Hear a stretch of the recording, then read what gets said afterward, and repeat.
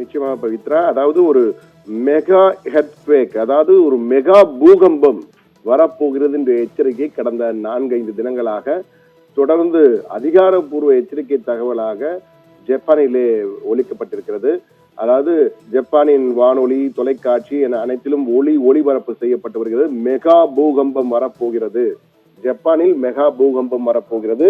இந்த மெகா பூகம்பம் என்பது 8 முதல் 9 ரிக்டர் அளவுகோலில் 8 முதல் 9 வரை பதிவாகக்கூடும். சில சமயம் 9க்கு மேலேயும் போகக்கூடிய வாய்ப்பு இருக்கிறது.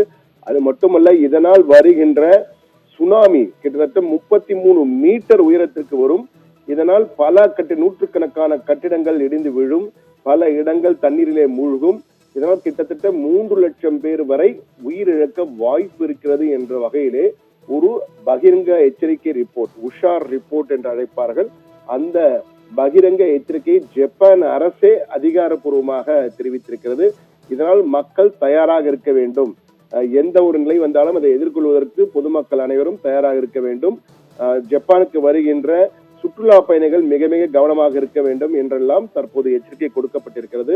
ஆனால் இவை அனைத்துமே 80%, அதாவது இந்த மெகா பூகம் வருவதற்கு 80% வாய்ப்பு இருக்கிறது, 20% இல்லை, 80% வாய்ப்பு இருக்கிறது. எனவே தயாராக இருங்கள் என்றால், இது ஏன் இப்படி ஒரு அறிக்கை கொடுத்திருக்கிறார் என்றால், அவர்கள் தொடர்ந்து அந்த உலகிலேயே அதிக அளவு பூகம்பம் வருவது என்பது ஜப்பானில் தான் என்று கூற வேண்டும். உலகத்தில் வருகின்ற நிலநடுக்கங்கள், ஆண்டுதோறும் வர நிலநடுக்கத்தில் கிட்டத்தட்ட 18% ஜப்பானில் தான் வருகிறது. ஆண்டுதோறும் 1500, குறைந்தபட்சம் 1500 பூகம்பங்கள் ஏற்படக்கூடிய, சிறிது பெரிது என பல்வேறு வகைகளிலே ஏற்படக்கூடிய பூகம்பம் என்றால் அது ஜப்பானில் தான் இருக்கிறது. அதற்கு காரணம் ஜப்பான் இந்த பூகோளவியல் தட்டுக்கள், டெக்டானிக் பிளேட்ஸ் என்று அழைக்கப்படுகின்ற அந்த 4 பிளேட்டுகளுக்கு முனையிலே ஜப்பான் நாடு இருக்கிற தீவு கூட்டம் இருக்கிறது. எனவேதான் அங்கு எப்பொழுதுமே பூகம்பம் வரக்கூடிய வாய்ப்புகள் அதிகம். இந்த சூழ்நிலையில் தான் ஜப்பானின் பசிபிக் பெருங்கடல், தென்மேற்கு பசிபிக் பெருங்கடல் பகுதியுள்ள நான்கி ட்ரஃப் என்பார்கள், அதாவது நான்கி என்ற கடலோர பகுதி, ஆழ்கடல் பகுதி இருக்கிறது. அந்த இடத்திலே இந்த பூகம்பம் வருவதற்கான வாய்ப்பு இருக்கிறது என்றும், இந்த மெகா பூகம்பம் வரும் பொழுது அது 8 ரிக்டர் அளவுகோலில் 8 முதல் 9 தாண்டி கூட பதிவாகலாம். இதுவரை அதிகபட்ச பூகம்பம் என்றால் சிலி நாட்டிலே 1900, அதாவது முந்தைய காலகட்டங்கள்ல 1914 என்று நினைக்கிறேன், அந்த காலகட்டங்களிலே 9.4 இருந்தது. இந்தோனேஷியாவிலே நம்முடைய தமிழகம் கூட பாதிக்கப்பட்ட அந்த சுனாமி மற்றும் இந்த பூகம்பம், இந்தோனேஷியா சுமத்ரா பூகம்பம் என்று பார்த்தால் அது 9.2 என்றார்கள். எனவே இதையெல்லாம் வைத்து பார்க்கும்பொழுது இங்கும் மிகப்பெரிய பூகம்பம் வரலாம். இந்த பூகம்பம் வந்தால் அதனுடைய பாதிப்பின் காரணமாக சுனாமி, மிகப்பெரிய சுனாமி ஏற்படும் என்றும், இதனுடைய பாதிப்பு, இந்த நிலநடுக்கத்தின் அதிர்வுகளும் அந்த சுனாமியின் பாதிப்பும் பிலிப்பைன்ஸ் மற்றும் இந்தோனேஷியா வரை அந்த பசிபிக் படங்களை ஒட்டியுள்ள பகுதிகள் எல்லாம் வரக்கூடிய வாய்ப்பு இருக்கிறது என்ற ஒரு எச்சரிக்கையும் கொடுக்கப்பட்டிருக்கிறது.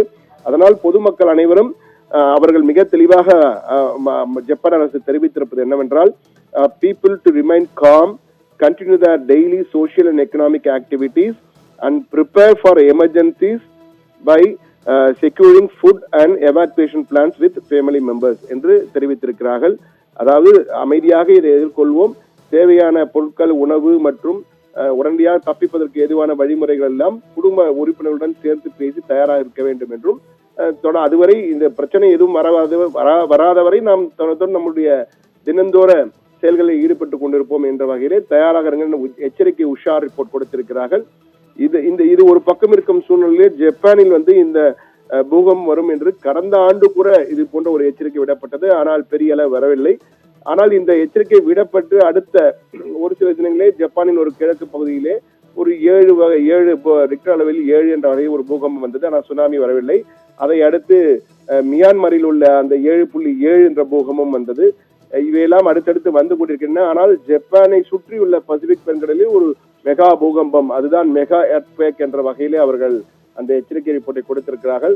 இது பலரையும் பயமுறுத்துவதற்கு அல்ல, தயார்படுத்துவதற்கு என்ற வகையிலே ஜப்பான் அந்த அறிக்கையிலே மிக தெளிவாக குறிப்பிட்டிருக்கிறது. இதை யாரையும் பயமுறுத்துவோ அச்சுறுத்துவோ அல்ல, இது உங்களை தயார்படுத்திக் கொள்வோம், நமது உயிர் மற்றும் உடைமைகளை காப்பாற்றிக் கொள்வோமான ஒரு எச்சரிக்கை ரிப்போர்ட் என்ற வகையில் மிக தெளிவாக தெரிவித்திருக்கிறார்கள். இது போன்ற பூகம்பங்கள் என்பது தொடர்ந்து இந்த பூகோளவியல் தட்டுக்கள், அந்த டெக்டானிக் பிளேட்ஸ் நகர்வதால் ஏற்படக்கூடியதால், அந்த மோதுவதாலும் ஒரு பக்கத்தில் இரு பக்கத்திலும் நகர்வதாலும் ஏற்படக்கூடியதுதான் இந்த பூகம்பம், சுனாமி போன்றவை எல்லாம். எனவே மிகவும் தயார் நிலையில் இருக்க வேண்டும் என்ற ஒரு எச்சரிக்கை கொடுக்கப்பட்டிருக்கிறது. இதனுடைய பாதிப்பு இந்தியாவில் இருக்குமா என்பது அடுத்த கேள்வியாக பலருக்கு இருக்கலாம், இந்த சந்தேகம் வரலாம். இந்தியாவிலும் சில இடங்களிலே இதனுடைய பாதிப்பு இருக்கக்கூடிய வாய்ப்பு, ஆனால் பெரிய அளவில் இந்தியாவிலே இருக்கக்கூடிய வாய்ப்பு இல்லை. ஆனால் இதனுடைய பாதிப்பு ஓரளவு எதிரொலிக்கும் என்றும் சிலர் சொல்கிறார்கள். ஆனால் எதையும் தற்போது பூகம்பம் வருவதற்கு முன்னாலே உறுதியாக யாராலும் கூற முடியாது. இதுவும் 80% தான் வாய்ப்பு இருக்கிறது என ஜப்பான் அரசே தெரிவித்திருக்கிறது என்பதுதான் குறிப்பிடத்தக்கது. விவரங்களுக்கு நன்றி சண்முக சுந்தரம்.